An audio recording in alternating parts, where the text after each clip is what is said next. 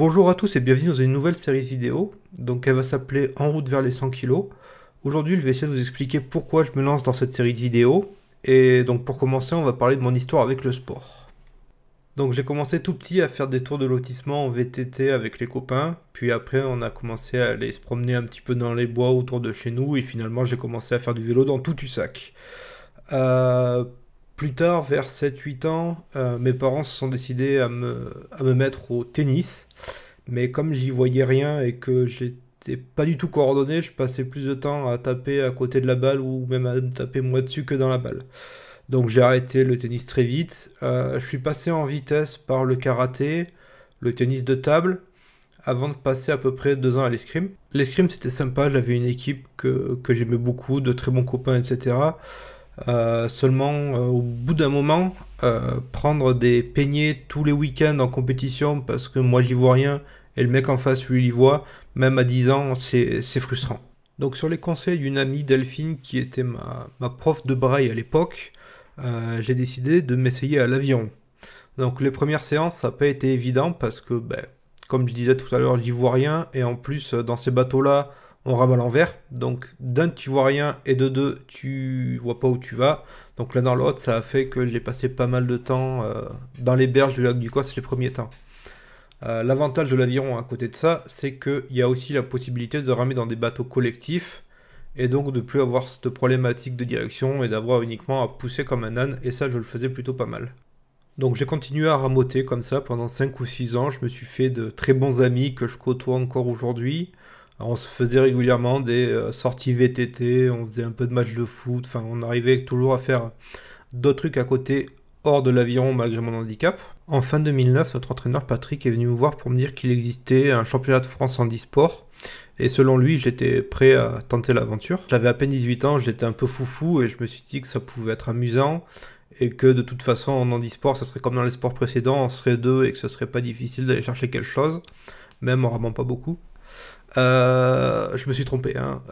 Clairement je me suis trompé, donc Patrick et Laurent, mon coéquipier, il l'entendait pas du tout de cette oreille. Donc les entraînements ont commencé en fin d'année, je dirais novembre je crois. Et il a fallu que je m'y file sérieusement parce que eux ils étaient à fond. Les premières séances n'ont pas été évidentes, j'étais pas super à l'aise et j'étais aussi assez impressionné par Laurent, c'était la première fois que je ramais avec lui. Et donc forcément, j'avais un peu les miquettes, quoi. À force d'entraînement, on a fini par prendre nos repères. Mais là, surprise, ils m'ont annoncé qu'il faudrait que je rame les yeux fermés, puisque lors des championnats nationaux et internationaux, il faudrait porter un masque qui enlève complètement la vision pour que tous les rameurs handicapés visuels soient tous sur le même piédestal. Donc ça m'a inquiété parce que je me suis dit que tous les repères que j'avais mis des semaines à gagner avec Laurent, j'allais tout perdre d'un coup. Seulement dès la première séance, je me suis rendu compte que c'est comme ça qu'il fallait que je rame et que c'était comme ça que j'étais le plus à l'aise surtout. Après 6 longs mois d'entraînement, on se présente au championnat de France. Donc moi j'arrive complètement la fleur au bout du fusil parce que je ne sais pas du tout à quoi m'attendre. J'ai jamais fait un championnat de France ni rien. J'arrive vraiment tout à fait détendu et vraiment sans stress. La visite médicale est passée, c'est bon, c'est confirmé, je suis bien handicapé, content de l'apprendre après une vingtaine d'années. Donc on me file un espèce de masque assez dégueulasse dans lequel je ne vois rien, c'est sûr, mais l'air ne peut pas passer non plus. Donc c'est pas évident. Et je vois que l'un de mes concurrents, Rémi en l'occurrence, a un magnifique casque floqué bleu, blanc, rouge aux couleurs de l'équipe de France. Et que lui, il a l'air un peu plus respirant. Alors j'ai la rage, j'ai qu'une envie, c'est de gagner, c'est de passer devant. La série qualificative, elle se passe sans encombre. On arrive devant. Moi, je me dis que les autres, ils se sont réservés pour la finale, qu'ils en ont gardé sous le pied. Par contre, Lolo, lui, il exulte.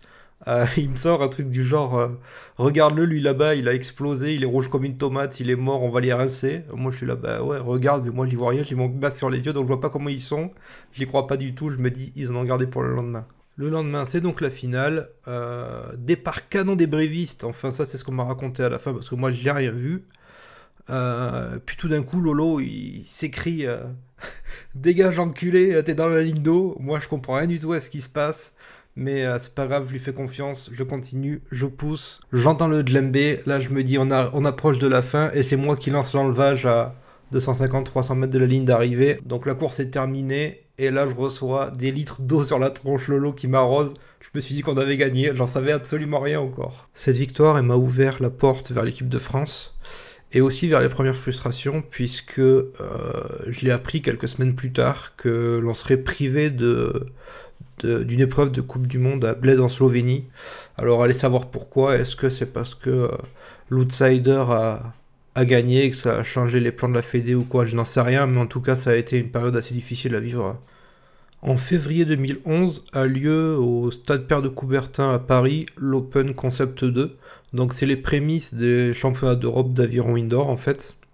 Donc moi je suis là, c'est Christophe qui est venu avec moi, donc on est monté à Paris par le train, les deux provinciaux qui montent à Paris. Je crois que j'ai jamais été aussi affûté de ma vie. Je suis là, c'est pour être sur le podium. Le départ est lancé, départ canon. Là je vois ce qui se passe, je suis dans les 3 premiers à la fin du premier 250. Seulement au bout de 600 mètres, j'entends un crack très violent et j'ai une vive douleur dans le genou gauche. Mais c'est pas grave, il y a Christophe qui est derrière moi et qui gueule. Je suis là, c'est pour faire le meilleur résultat, donc j'ai continué à pousser. Donc à la fin de la course, je finis, je crois, 3e français et 7e européen. Donc tout le monde se congratule, tout le monde se tape dans le dos, mais moi j'arrive pas du tout à me lever du siège, je suis tétanisé. Donc Rémi fait, je crois, un record de France qui est amplement mérité, il a fait une course de folie. Et nous, on rentre à Brive par le train, je boite et je crois que je pleure. La suite, une opération. Donc ça s'appelle un ressentant rotulien. Des mois de rééducation. Donc j'ai commencé par 2 mois au Centre européen de rééducation du sportif à Cap-Breton. Et puis j'ai fait 4 mois à la maison où j'allais chez le kiné tous les jours, du lundi au vendredi tous les jours. Je crois que j'ai pas dû louper une séance. Et ensuite, à nouveau 2 mois de rééducation à Cap-Breton pour essayer de préparer une reprise du sport. Donc pendant ce temps, je n'ai jamais eu aucune nouvelle de l'équipe de France.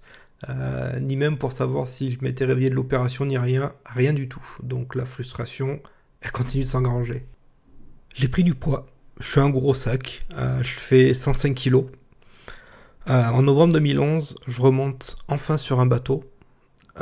Techniquement, je suis à l'aise. J'ai jamais été aussi bien techniquement, je pense, que ce jour-là où j'ai repris, parce que j'avais aucune appréhension. J'étais là pour prendre du plaisir, donc j'étais bien. Par contre, la ligne de flottaison, elle, c'était plus compliqué. Le bateau, il était pas loin de couler. J'en ai fait des séances de VTT ou de course à pied avec le kawaii sur le dos autour du lac pour essayer de retrouver un poids à peu près normal. Avril 2012, j'ai perdu 18 kilos, mais je suis toujours trop lourd. On rate la tête de Rivière. Patrick me dit t'es pas prêt, on prétextera une blessure, ça va pas aller, et il faut qu'on arrive en outsider au championnat de France encore une fois. Les championnats de France arrivent et cette fois je les miquette. Je l'ai travaillé dur, j'ai eu mal, je l'ai souffert pour en arriver là et j'ai pas envie de me décevoir et ni décevoir mon père là-haut. 10 secondes avant le départ, Lolo me lance, tu l'entends le djembé, et il savait comment me survolter. On fait un départ comme on peut, je suis malmené, je suis pas bien.